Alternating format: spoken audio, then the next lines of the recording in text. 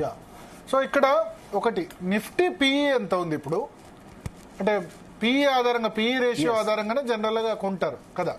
So Nifty PE ఎంత ఉంది, small cap mid cap large cap లో పిఈ ఎంత ఉంది?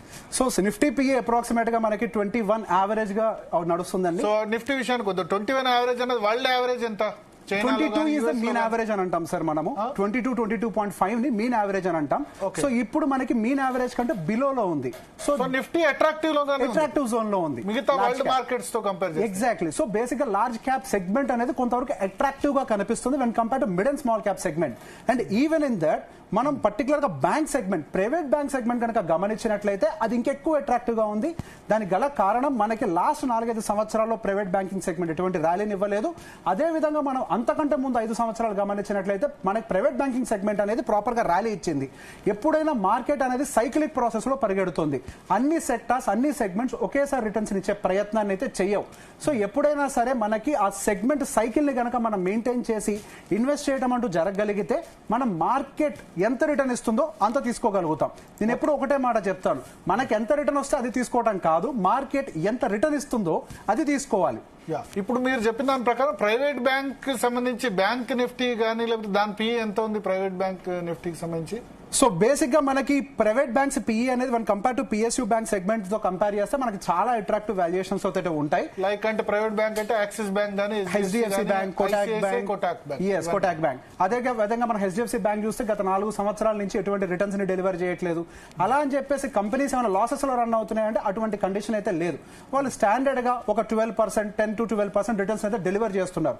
వాళ్ళు రిటర్న్స్ ని డెలివర్ చేస్తున్నప్పటికీ ఇక్కడ స్టాక్ లో ఎటువంటి రిటర్న్ కనపడకపోవటం అనేది మనకు ఫేర్ వాల్యుయేషన్ లెవెల్లోకి తీసుకొచ్చి పెడుతుంది.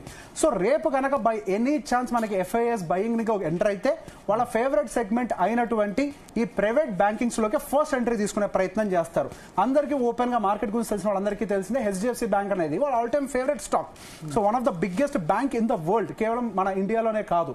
అదే కంపెనీ పరంగా చూస్తే ఇండియాలో నెంబర్ 1 మార్కెట్ క్యాపిటలైజేషన్ ఉన్నటువంటి ఒక కంపెనీ. సో ఇటువంటి మంచి మంచి కంపెనీస్ ఫేర్ వాల్యుయేషన్ లో ఉన్నప్పుడు వాళ్ళు వీటిని వదిలేసి దేంట్లోకి వెళ్లరు. ఇక్కడ ఇంకొక పాయింట్ కూడా యాడ్ చేస్తాను, బ్యాంకింగ్ వ్యవస్థ అంటూ లేకపోతే ఆ దేశం ఒక్కడికి కూడా ముందలకు వేయదు. సో అటువంటి బ్యాంకింగ్ వ్యవస్థని ప్రొటెక్ట్ చేసే ప్రయత్నం అటు ప్రభుత్వాలు చేస్తాయి, ఇన్వెస్టర్స్ కూడా చేస్తూనే ఉంటారు. 2008లో ఇంతకుముందు ఆర్థిక మాంద్యం స్టార్ట్ అయింది బ్యాంక్స్ వల్లే, లేమాన్ బ్రదర్స్ అక్కడ దాని వల్లే కదా. So basic Lehman brother collapse అక్కడ రావడానికి గల కారణం ఎక్సెసివ్ లోన్ డిస్ట్రిబ్యూషన్ జరగడం వల్ల అక్కడ ప్రాబ్లం వచ్చింది. సో అదే మన ఇండియన్ బ్యాంకింగ్ సిస్టమ్ ని కొంచెం అర్థం చేసుకునే ప్రయత్నం చేయాలి.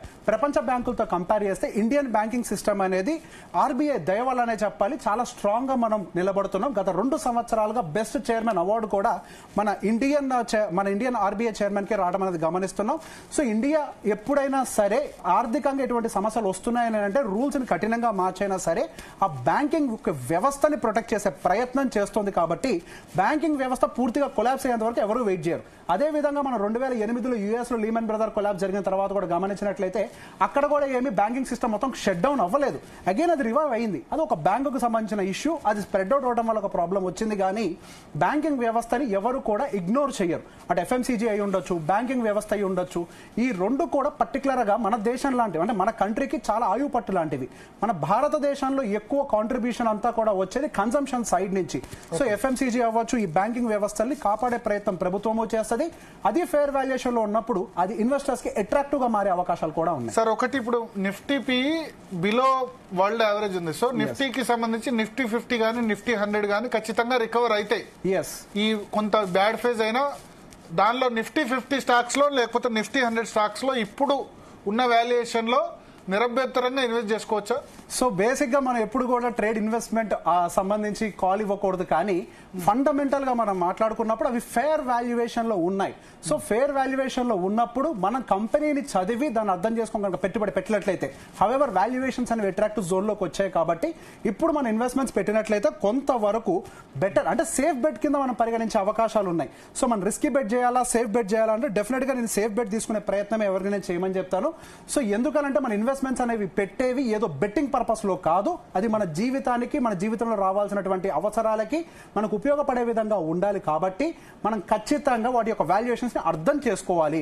స్టాక్ మార్కెట్ అని అంటే అదేదో గాల్లో దీపం కాదు, అదొక వ్యాపార సామ్రాజ్యం. ఆ వ్యాపారాలు కొద్దిగా అర్థం చేసుకొని పెట్టుబడులు పెడితే డెఫినెట్ గా మనకు కూడా ఫ్యూచర్ లో మంచి ఆపర్చునిటీ ఉండే ప్రయత్నం చేస్తుంది.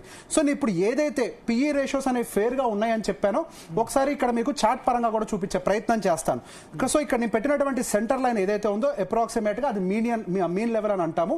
ఇప్పుడు కరెంట్ గా నిఫ్టీ 50కి సంబంధించినటువంటి పిఈ రేషియో మనకి విపరీతమైన డిస్కౌంట్ లో 20 లెవెల్స్ లో ఎంటర్ అవడం కనిపిస్తుంది.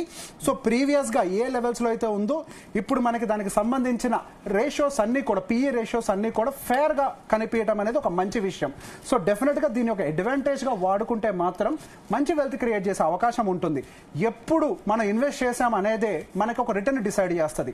రియల్ ఎస్టేట్ భూమి హైలో ఉన్నప్పుడు మనకి రిటర్న్స్ రావు, దాని ఫేర్ వాల్యుయేషన్ లో కొంటేనే రిటర్న్స్ వస్తాయి. ఇది కూడా సేమ్. సో నిఫ్టీ ఇప్పుడు ఫేర్ వాల్యూ